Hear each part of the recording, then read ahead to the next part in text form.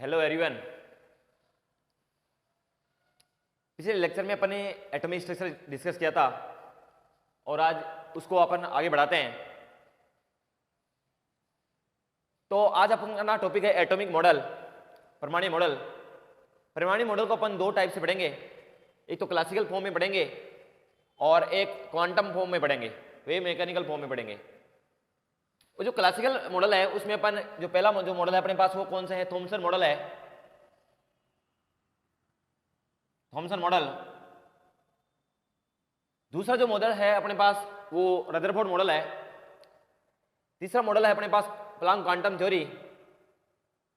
और जो फोर्थ है अपने पास वो कौन सा बताओ, बोर मॉडल है। और फिफ्थ जो मॉडल है इसमें है वो अपने पास सोमरफील्ड मॉडल।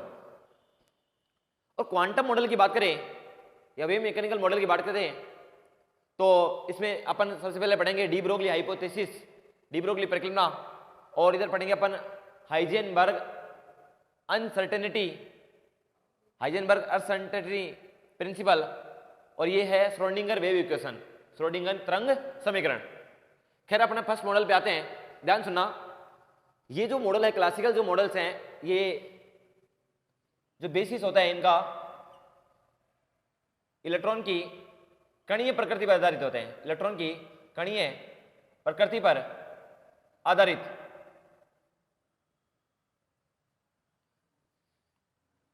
और जो डी ब्रोगली हाइपोथेसिस परिकल्पना है, हाइजेनबर्ग अनिश्चितता सिद्धांत है, ये वाले हैं इलेक्ट्रॉन की द्वैत प्रकृति पर आधारित, इलेक्ट्रॉन की द्वैत प्रकृति पर आधारित। छोटा मोटा क्वेश्चन पूछ लिया जाता है कि डी ब्रोगली हाइपोथेसिस है इलेक्ट्रॉन की द्वैत प्रकृति पर आधारित है। द्वैत का मतलब क्या होता है, डबल बिहेव प्रदर्शित करती है वो। इसका मतलब है वो देखो ये जो मॉडल है वो तो ऐसे बोलते हैं कि क्या बोलते हैं, जो पार्टिकल है वो केवल कणीय नेचर यानी पार्टिकल नेचर ही प्रदर्शित करता है, जबकि ये जो मॉडल है वो ऐसे बोलते हैं कि कोई भी पदार्थ है वो दो प्रकार की नेचर प्रदर्शित करता है। वो एक तो कणीय प्रवृत्ति प्रदर्शित करता है और एक क्या बोलते हैं वो तरंग प्रवृत्ति प्रदर्शित करता है। तो ये है तरंग प्लस कण दोनों प्रकार की प्रवृत्ति प्रदर्शित करता है। खैर सबसे पहला जो मॉडल है अपने पास वो आता है थॉमसन मॉडल। कौन सा मॉडल बताओ, थॉमसन मॉडल। तो अपने पास है थॉमसन मॉडल या इसी को बोलते हैं plum pudding model, pudding model, या आप ही को बोलते हैं रेजिन मॉडल।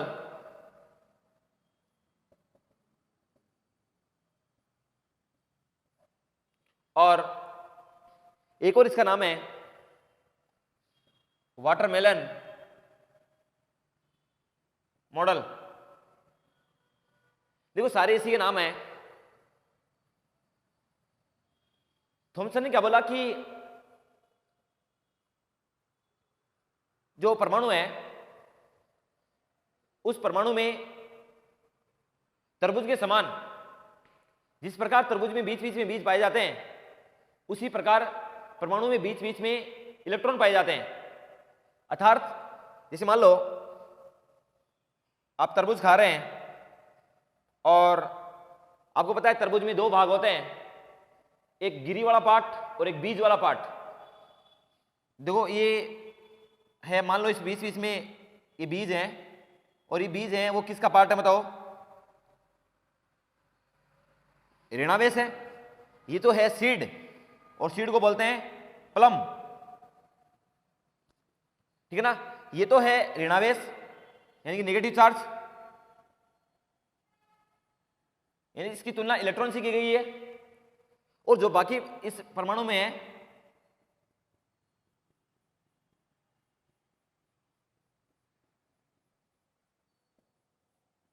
वो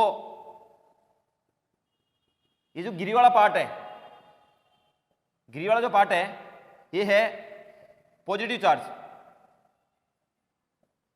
यानी कि थॉमसन के अनुसार क्या बोलते हैं परमाणु में जो धनावेश है वो सम्मित रूप से उपस्थित होता है। किस रूप से उपस्थित होता है बताओ, सम्मित रूप से। ये जो धनावेश है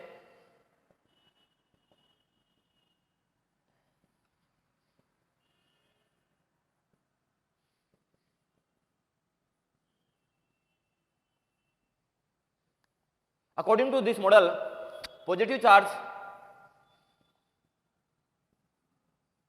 distribute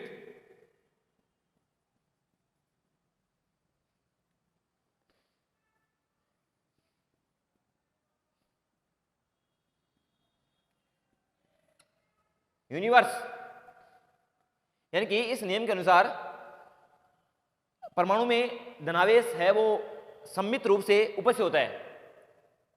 खैर इस मॉडल की है वो कोई उचित नहीं था इतना, बस इसने ये था कि जो संपूर्ण परमाणु का जो धनावेश है वो इसके एक गोले के रूप में सम्मित रूप से उपस्थित होता है, और इसके बीच बीच में जिस प्रकार तरबूज में बीच बीच में बीज पाए जाते हैं, उसी प्रकार परमाणु में भी बीच बीच में क्या पाए जाते हैं बताओ, इलेक्ट्रॉन पाए जाते हैं।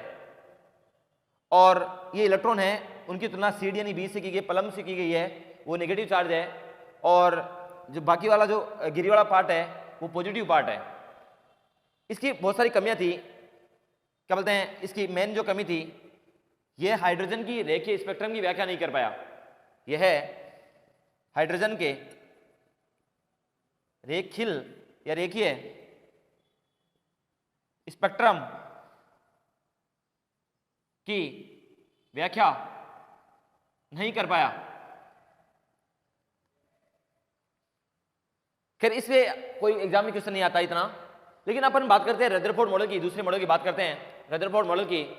तो अपने पास है रदरफोर्ड मॉडल।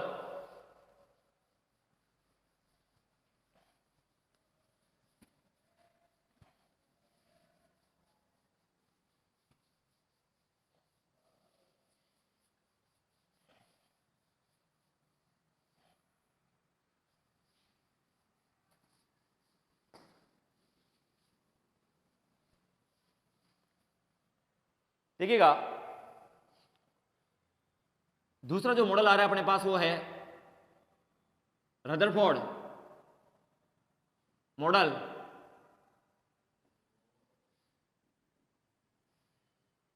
देखो रदरफोर्ड है, रदरफोर्ड ने क्या किया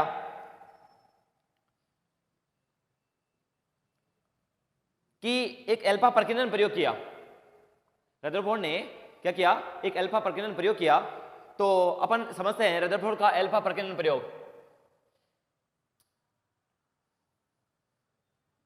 अल्फा प्रकीर्णन प्रयोग, अल्फा प्रकीर्णन प्रयोग। देखो रदरफोर्ड ने क्या किया कि यहां पर एक लेड का बॉक्स लिया पीबी, और इस लेड के बॉक्स से, ये लेड का बॉक्स क्या होता है, अल्फा कण यहां से उत्सर्जित होते हैं। अल्फा कण मैंने पहले बता रखा है 2He4 हीलियम का नाभिक होता है। यहां पे एक लेड का बॉक्स लिया और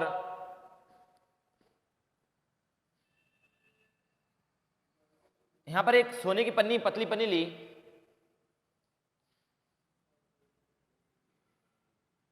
गोल्ड फॉयल,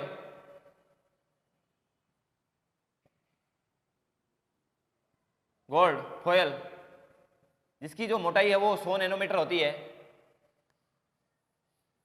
और इस लेड के बॉक्स से जो अल्फा कणों की जो बौछार है वो सोने की पन्नी पर करवाई। ध्यान सुनना, यहां से क्या हुआ, बेसिकली अल्फा कण आ रहे थे,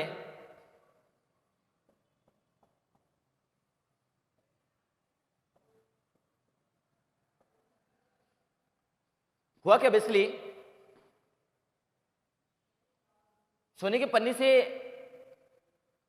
जो अल्फा कण आ रहे थे उनमें से क्या हुआ कि बहुत सारे जो अल्फा कण है, ये थोड़ी मैं मोटाई दिखाती हूं, वैसे बहुत छोटी थी,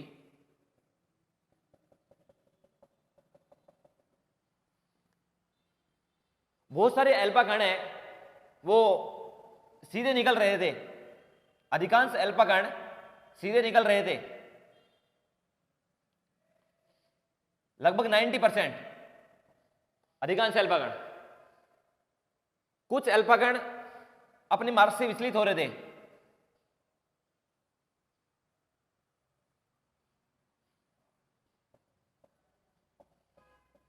और ये लगभग कितने परसेंट थे बताओ? 10%, लगभग 10%। और 20,000 में से एक अल्फा कण, यहां से मान लो 20,000 अल्फा कण इस सोने के पन्ने पर टकरा रहे हैं, तो 20,000 में से एक अल्फा कण अपने मार्ग का पुनर्सरण कर रहा था, अपने मार्ग पर वापस लौट रहा था। और 20,000 में से एक अल्फा कण, 20,000 में से एक अल्फा कण अपने मार्ग पर क्या कर रहा था बताओ? अपना मार्ग का पुनर्सरण कर रहा था, वापस लौट रहा था। तो देखो रदरफोर्ड ने ऐसा दिमाग लगाया कि यार यहां पर ऐसी कोई ना कोई ऐसी तो ऑब्जेक्ट है या कोई ना कोई वस्तु है कि यहां से देखो कुछ अल्फा कण तो डायरेक्ट सीधे निकल रहे हैं और कुछ अल्फा कण है वो अपने मार्ग से विचलित हो रहे हैं, और 20,000 में से एक अल्फा कण अपने मार्ग पर क्या हो रहा है बताओ? वापस अपने मार्ग का रिटर्न कर रहा है। तो देखो ये रदरफोर्ड ने प्रेक्षण निकाले, खुद से प्रेक्षित किया। प्रेक्षण 3 प्रेक्षण थे कि पहला प्रेक्षण तो क्या था कि अधिकांश अल्फा कण है वो सीधे निकल गए। अधिकांश का मतलब कितने बताओ? 90% अल्फा पार्टिकल सीधे निकल गए। दूसरा पॉइंट क्या था कि लगभग 10% यानी कि कुछ अल्फा कण, कुछ अल्फा पार्टिकल अपने मार्ग से विचलित हो गए, और कुछ में कितने बताओ? 10%। और तीसरा परीक्षण उसने क्या परीक्षित किया कि 20,000 अगर मान लो यहां से अल्फा पार्टिकल जा रहे हैं, तो 20,000 में से एक अल्फा कण वापस अपने मार्ग का पुनर्सरण कर रहा था। वैन अल्फा कण रिटर्न हो रहा था, वापस अपने मार्ग का पुनर्सरण कर रहा था। अब देखो उसने रदरफोर्ड ने ऐसा देखा कि यहां पर कोई ना कोई ऐसा तो है, तो देखो उसने क्या निष्कर्ष निकाले? उसने ऐसा निष्कर्ष निकाले कि देखो ऐसा कोई ना कोई यहां पर ऐसा पार्ट है कि यहां पर कोई ना कोई ऑब्जेक्ट है, और ये क्या है? धनावेश है, और ये क्या है? परमाणु है। यानी कि उसने निष्कर्ष ये निकाला कि परमाणु का जो अधिकांश भाग होता है वो क्या होता है बताओ? खोखला होता है।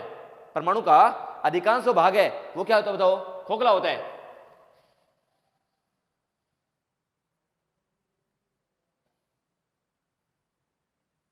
ये परमाणु है, और इस परमाणु है, देखो इसका अधिकांश भाग क्या होता है बताओ? खोखला होता है। और इस परमाणु का जो संपूर्ण द्रव्यमान है इसके केंद्र के भाग में केंद्रित होता है। देखना, तभी देखो ऐसा कुछ इससे अल्फा पार्टिकल आए, मोस्टली देखो सीधे निकल गए,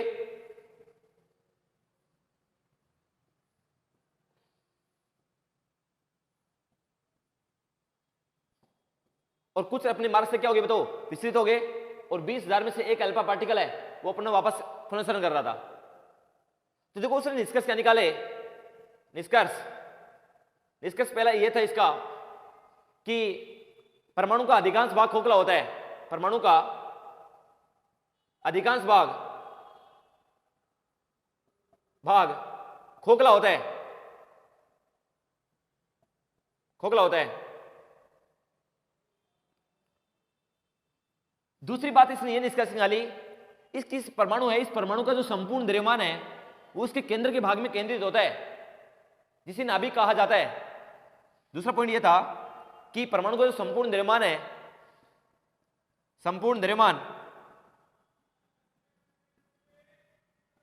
उसके केंद्र में केंद्रित होता है, उसके केंद्र में केंद्रित होता है, जिसे नाभिक कहा जाता है,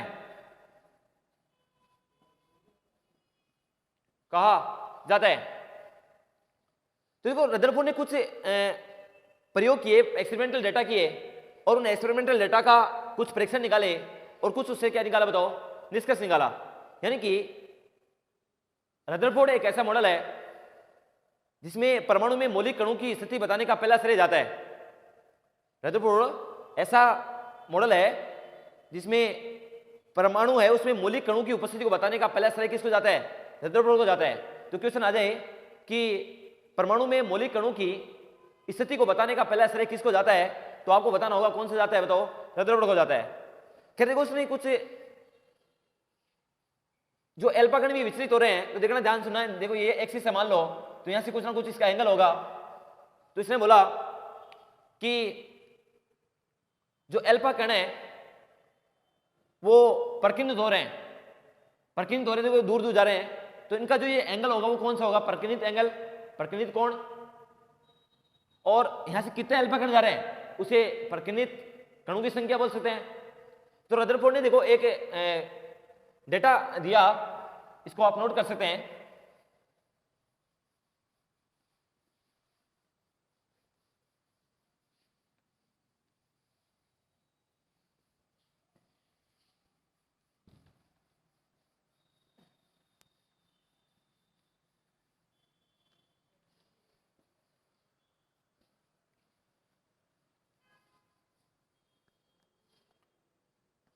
कि प्रकीर्णित कणों की संख्या,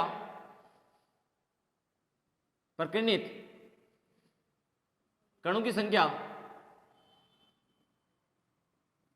व्युत्क्रमानुपाती होती है प्रकीर्णित कोण, प्रकीर्णित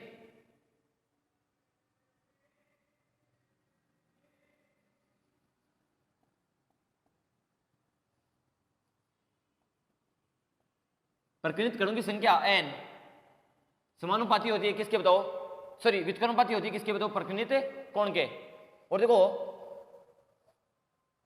एक उसने ग्राफ प्लॉट किया और देखो क्या हो रहा था, बेसिकली क्या हो रहा था कि जैसे दूर जा रहे थे तो प्रकीर्णित कणों की संख्या क्या हो रही थी, तो घट रही थी। देखना एंगल बढ़ता जा रहा था। जैसे मान लो देखो यहाँ पर अल्फा कण ज्यादा थे, यहाँ पर और कम और कम और कम और कम ऐसे, ठीक है ना। तो उसने देखो ग्राफ प्लॉट किया, प्रकीर्णित कणों की संख्या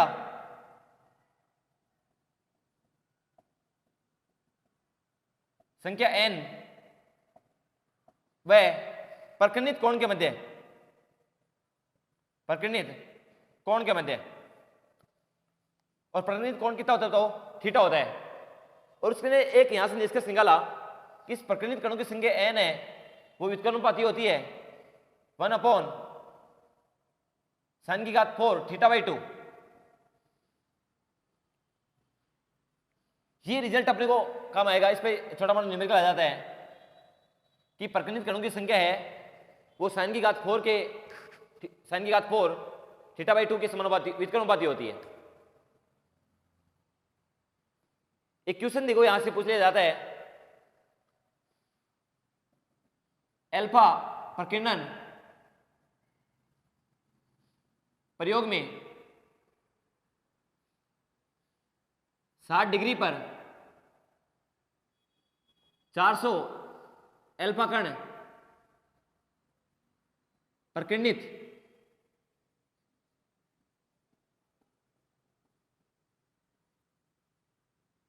हो रहे हैं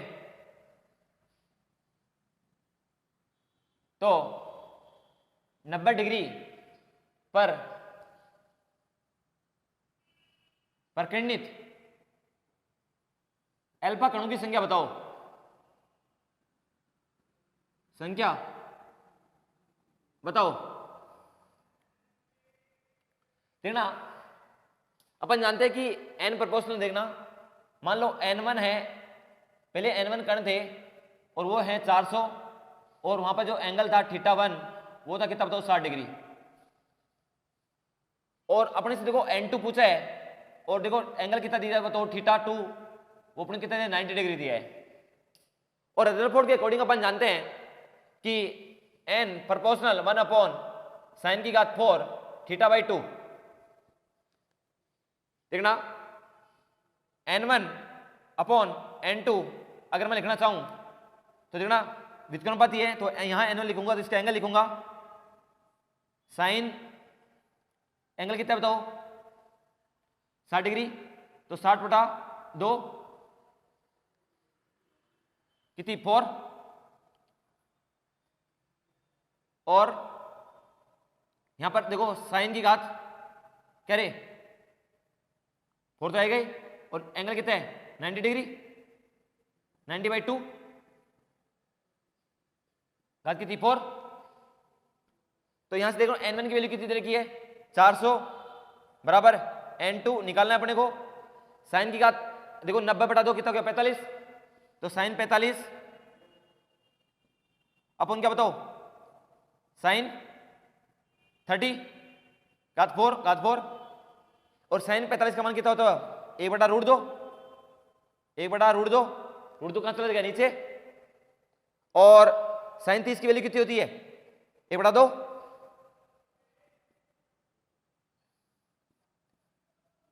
फोर, और इसकी क्या बताओ 1/2 सॉरी 1/2, 2 कहां चला जाएगा ऊपर, इसकी कितनी घात बताओ 4।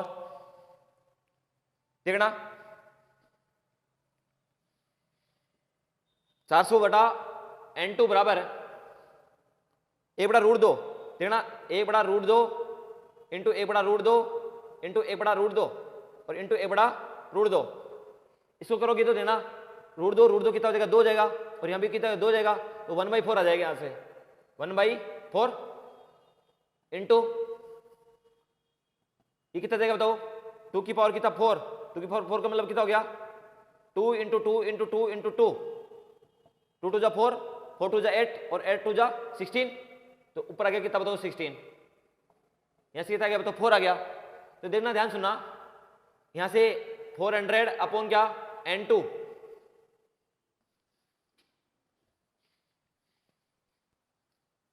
बराबर 4 बाई क्या 1, तो ना यहां से कितना देगा तो 100, इसका मतलब n2 बराबर कितना गया तो 100 आ गया। अर्थात अगर मान लो 60 डिग्री के एंगल है प्रकीर्णन कोण है उस पर 400 अल्फा कण उत्सर्जित हो रहे हैं या प्रकीर्णित हो रहे हैं, तो 90 डिग्री पर प्रकीर्णित या उत्सर्जित कणों की अल्फा कणों की संख्या बताओ। तो यहां पर क्या होगा बताओ, क्या बोलते हैं देखो घट जाएंगे 100 हो जाएंगे, और मैंने बोला है वो तो रदरफोर्ड बोलता है कि जैसे जैसे एंगल बढ़ता जाएगा प्रकीर्णित अल्फा कणों की संख्या क्या होती जाएगी बताओ घटती जाएगी। खैर ये फॉर्मूला और इस पर एक बेसिस न्यूमेरिकल। अब इन्होंने ध्यान सुनना रदरफोर्ड ने कुछ एक गणना भी की थी, और वो गणना क्या थी नाभिक की निकटतम पूंछ की दूरी ज्ञात करना, कि ये जो नाभिक है वो जिससे मान लो अल्फा कण जा रहा है तो अल्फा कण कितनी दूरी तक जा पाएगा और कितनी दूरी से विचलित हो जाएगा, ठीक है ना। तो ध्यान सुनना अपना हेडिंग अगला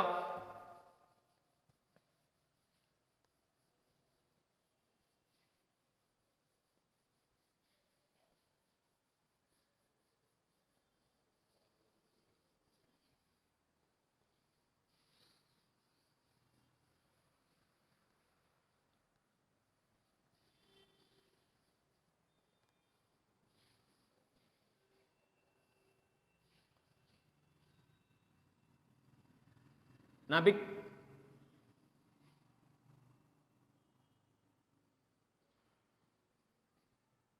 अल्फा कण की नाभिकीय निकटतम पहुंच की दूरी ज्ञात करना, निकटतम पहुंच की दूरी। देखो कोई नाभिक है और उस नाभिक को मान लो कोई अल्फा कण आ रहा है, तो अल्फा कण वो कितनी दूरी से अपना विचलन प्रदर्शित कर देगा या कितनी दूरी से मुड़ जाएगा, वो जो कितनी दूरी पास जाकर आ जाएगा उसे बोलते हैं निकटतम पहुंच की दूरी। जैसे मान लो सपोज दैट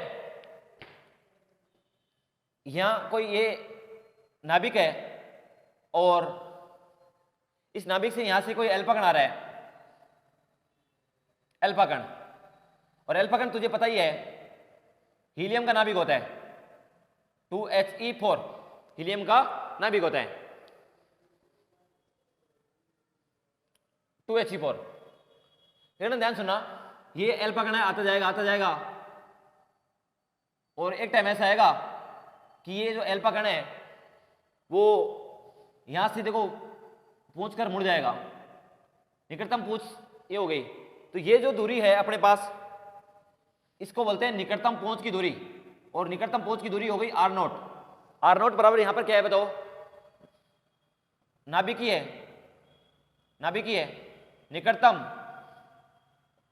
निकटतम पहुंच की दूरी,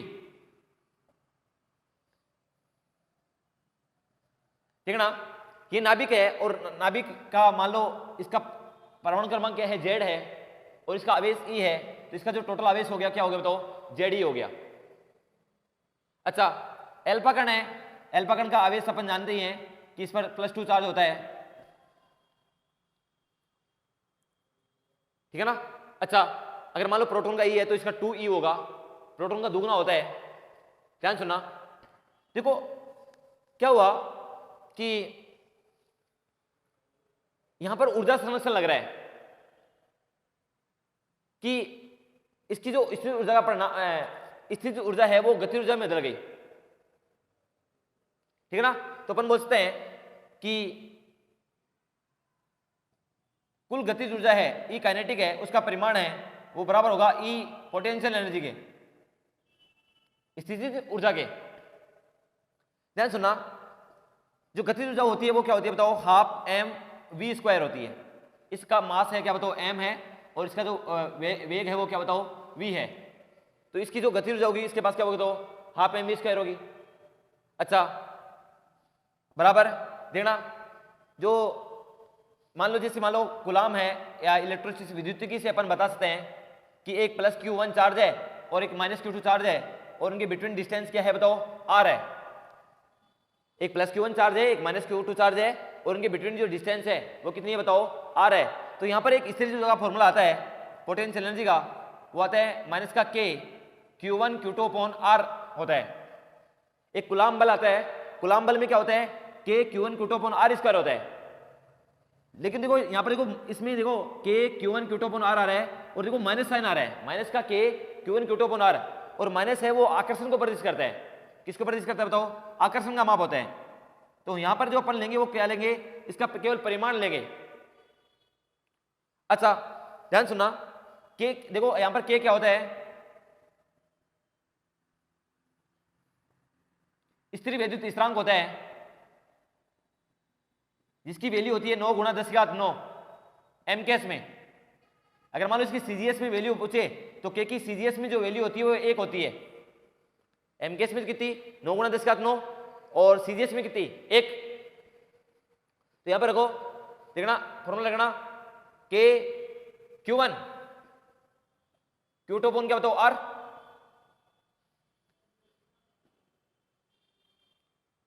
परिमाण लेना है। देखना 1/2 m alpha v alpha, alpha का वेग स्क्वायर बराबर के q1 देखना जेड ई इंटू क्या रे ई, सॉरी 2e अपॉन क्या बताओ, ये निकटतम पहुंच की दूरी कितनी है, r0। तो ध्यान सुनना क्या बोलते हैं, देखिए 2 उधर चला जाएगा, तो m alpha v alpha,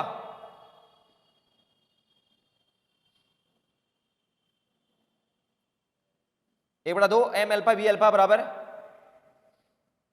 2 k Z E square upon क्या बताओ r0। और इसको आगे करेंगे तो देखो r0 को उधर ले जाओ और 2 को इधर ले आओ, तो r0 इक्वल टू आएगा 4k Z E square upon 4k Z E square upon m alpha v alpha.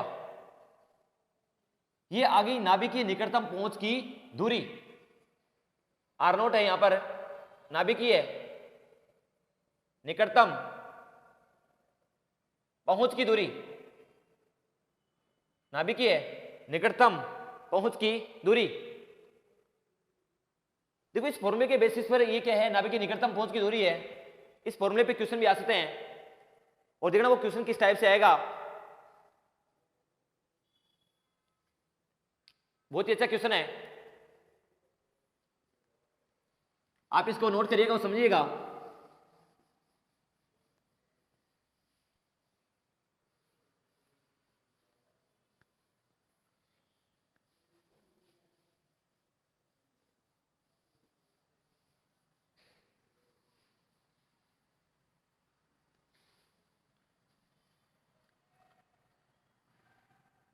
यदि अल्फा कण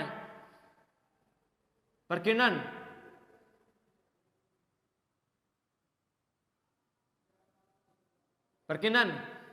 प्रयोग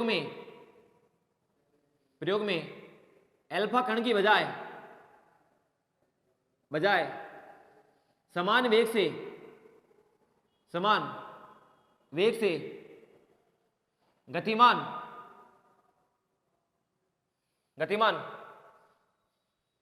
प्रोटॉन प्रयुक्त किया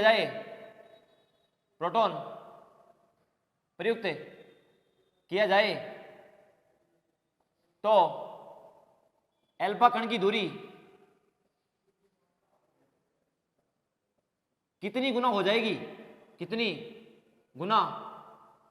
जाएगी? लेना ऑप्शन दे रखे हैं 4 गुना, दूसरा ऑप्शन दे रखे 3 गुना, तीसरा ऑप्शन दे रखे 2 गुना और चौथा ऑप्शन दे रखा है नन ऑफ दीज। ध्यान सुनना, अपन ने भी रदरफोर्ड से एक फॉर्मूला कैलकुलेट किया था कि आर नोट नाभिक की निकटतम पहुंच की दूरी है वो 4kz²/m v अल्फा आती है। तो देखो क्या है, अल्फा कण प्रकीर्णन प्रयोग में अल्फा कण की बजाय समान वेग से गतिमान प्रोटॉन प्रयुक्त किया जाए तो अल्फा कण की दूरी कितनी गुना हो जाएगी? देखना, अपन जानते हैं ऊर्जा संरक्षण से 1/2 m v² बराबर 2kz² अपॉन 2kze और e अपॉन क्या से r, और r तो अपने को पूछिए, पहले मान लो r है, देखना समान वेग बोला है तो समान वेग m का मान क्या हो गया? समान हो गया। अच्छा देखना क्या, देखो k क्या है? समान है। देखो 2 क्या है? समान है। अच्छा तो देखना r बराबर क्या आ गया? यहां से r बराबर z और इसका देखो e इंटू, इसको क्या लेते हैं, सॉरी यहां से देखना 1/2 m, एक बार तो लगा देते alpha m alpha v alpha square बराबर 2kze और क्या बताया 2e अपॉन क्या r। इसको इक्वेशन दे दी, क्या बताओ फर्स्ट, क्योंकि ये जेडी नाभिक का है और ये किसका आवेश है? प्रोटॉन का, सॉरी अल्फा कण का। और देखना दूसरा 1/2 m p proton v p proton square बराबर 2kze नाभिक का और प्रोटॉन का कितना होता तो e अपन क्या बताओ r, इसमें r डैश मान लेते हैं। इसको इक्वेशन क्या दे दी बताओ 2। अब देखना